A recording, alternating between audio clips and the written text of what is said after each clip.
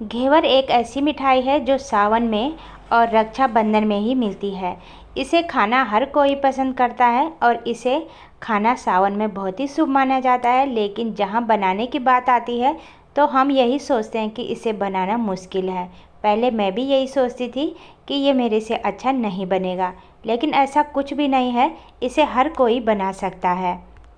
तो चलिए इस रेसिपी को बनाना शुरू करते हैं। तो सबसे पहले घेवर के लिए दूध रबड़ी बनाकर तैयार कर लेते हैं। तो यहाँ पर मैंने एक कढ़ाई में 250 ग्राम दूध डाल दिया है।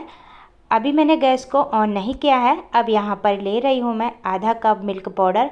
अब दूध में थोड़ा थोड़ा मिल्क पाउडर डालें और इसे मिक्स करें। तो मिल्क पाउडर डालने से दूध जल्दी ही थिक हो जाता है। तो सारा मिल्क पाउडर मैंने डाल दिया है। अब हमें गैस को यहाँ पर ऑन करना है। तो इस तरह से जब हम दूध में मिल्क पाउडर को डालते हैं तो इससे जो मिल्क पाउडर है दूध में इसके लम्स नहीं बनते हैं। अब हमें दूध को लगातार धीमी आंच पर चलाते हुए पकाना है जब तक दूध पककर थिक ना हो जाए। तो इसको चलाना हमें बिल्कुल नहीं छोड़ना है, इससे जो दूध है ये बर्तन के तले पर चिपक सकता है। तो इसमें मैंने चीनी नहीं डाली है क्योंकि मिल्क पाउडर में भी चीनी होती है। अगर आपको ज़्यादा मीठा पसंद है तो आप 1-2 चम्मच इसमें चीनी डाल सकते हैं।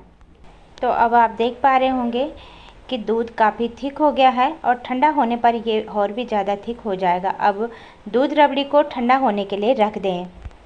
अब गैस पर कोई सा भी एक बर्तन रखें जिस पर आपने चीनी चाशनी बनानी हो। अब इसमें 1.5 कप चीनी डालें और 1 कप पानी डालें। तो इसे हमें तब तक पकाना है जब तक चीनी पानी में अच्छे से घुलकर एक गाढ़ी चिपचिपी चाशनी बनकर तैयार ना हो। तो जिस तरह की चाशनी जलेबियों के लिए बनाई जाती है ना, उसी तरह से ही हमें इसे बनाकर तैयार करना है। चीनी पानी में अच्छे से घुल गई है और जो चाशनी है गाढ़ी हो गई है। और जब मैं इसे हाथों से चेक कर रही हूँ तो चाशनी चिपचिपी गाढ़ी लग रही है। तो अब चाशनी तैयार हो गई है। अब चाशनी को ढककर साइड में रख लेते हैं। अब यहाँ पर 5 बड़े चम्मच घी को एक मिक्सिंग बाउल में डालें। तो घी हमें यहाँ पर मेल्ट करके लेना है, जमा हुआ नहीं लेना है। अब मिक्सिंग बाउल में आइस क्यूब डालें और इसे हाथों से अच्छे से मिक्स करें। घी को मिक्स करने के बाद अब ये कुछ इस तरह का क्रीम जैसा बन गया है। तो हमने इसमें जो आइस क्यूब डाली थी इसे हमें अब निकाल लेना है।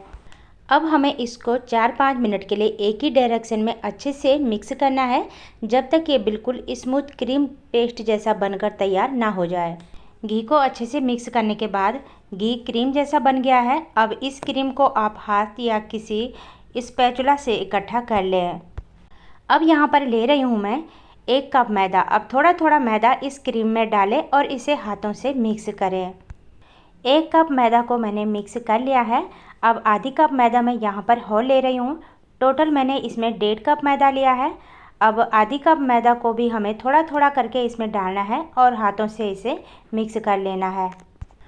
अब हमने जितना भी मैदा यहाँ पर लिया था घी के साथ मैंने अच्छे से मिक्स कर लिया है। अब यहाँ पर सभी चीज़ अच्छे से मिक्स हो गई है। तो अब ले रही हूँ मैं यहाँ पर एक छोटा गिलास ठंडा दूध, यानी कि 1/3 कप के बराबर। अब इसमें थोड़ा थोड़ा करके हम ठंडा दूध डालेंगे और इसे हाथों से अच्छे से मिक्स कर लेंगे।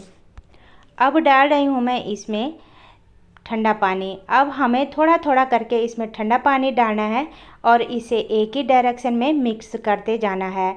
तो यहाँ पर हमें इस चीज़ का ध्यान रखना है कि बैटर को तैयार करने के लिए हमें यहाँ पर दूध और पानी ठंडा ही लेना है। तो इससे जो हमारा बैटर है एकदम बढ़िया बनेगा। तो जितना हमने इसमें मैदा लिया है इसका डबल हमें इसमें पानी डालना है और थोड़ा थोड़ा करके हमें इसमें ठंडा पानी डालकर हमें इसका एक पतला घोल बनाकर तैयार कर लेना है। अब मैदे का बैटर बिल्कुल तैयार है। अगर बैटर में आपको कोई भी लम्स यानी कि आटे की गुठलियाँ लगे तो आप इसे छन्नी से छान सकते हैं, जिससे इसमें जितने भी लम्स होंगे ये सारे निकल जाएंगे। अब यहाँ पर डाल रही हूँ मैं 2 बड़े चम्मच बेसन। तो बेसन से ये एकदम क्रिस्पी बनते हैं। अगर आपको अच्छा लगे तो आप डाल सकते हैं, नहीं तो आप इसे स्किप कर सकते हैं। अब बेसन डालने के बाद इसे अच्छे से मिक्स करें। बेसन डालने के बाद इसमें मैं थोड़ा ठंडा पानी और डाल रही हूँ क्योंकि यह थिक हो गया है और ज़्यादा थिक बैटर हमें यहाँ पर नहीं रखना है। अगर बैटर ज़्यादा थिक होगा तो घेवर जालीदार नहीं बनेगा। अब यहाँ पर एक बड़ी परात में मैंने कुछ आइस क्यूब और ठंडा पानी ले लिया है। अब इसके ऊपर तैयार किया हुआ मैदे का बैटर वाला मिक्सिंग बाउल रखें। इससे तैयार किया हुआ बैटर एकदम ठंडा रहेगा। अब गैस पर मैंने पैन रखकर तेल को अच्छे से गर्म कर लिया है। तो इसे मैं पैन पर बना रही हूँ। आपको घेवर जितने बड़े या छोटे बनाने हों, आप उसी तरह से बर्तन ले लें जो गहरे तले का हो। अब करछी पर थोड़ा सा मैदा बैटर ले लें और इसे हाइट से पैन पर थोड़ा थोड़ा करके डालें। अब किसी बेलन या किसी मोटी लकड़ी से बीच में थोड़ा थोड़ा बैटर को हटा लें, जिससे इसमें एक छेद सा बन जाएगा। तो इसी छेद में हमें मैदा बैटर डालना है। मैदा बैटर हमें एकदम ज़्यादा नहीं डालना है, थोड़ा थोड़ा करके हमें बैटर डालना है। जब मैदे के बुलबुले तेल में सारे ख़त्म हो जाएं, तब आप फिर इसमें बैटर को डालें। जितने मोटे या पतले घेवर बनाने हों, उतना बैटर आप इसमें अपनी इच्छा अनुसार डाल सकते हैं। घेवर का कलर यहाँ पर चेंज हो गया है, तो अब इसे निकाल लेते हैं। तो ये फर्स्ट घेवर इतना परफेक्ट नहीं बना है।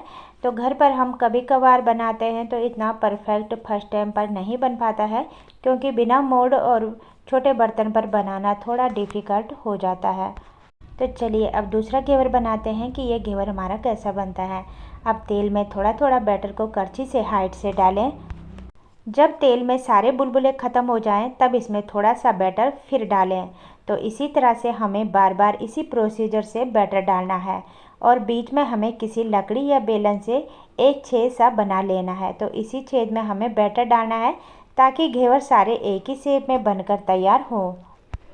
तो घेवर आपको जिस तरह के भी पसंद हो, मोटे या पतले, तो उतना बैटर आप इसमें डालें। तो उस तरह के घेवर आप बनाकर तैयार कर सकते हैं।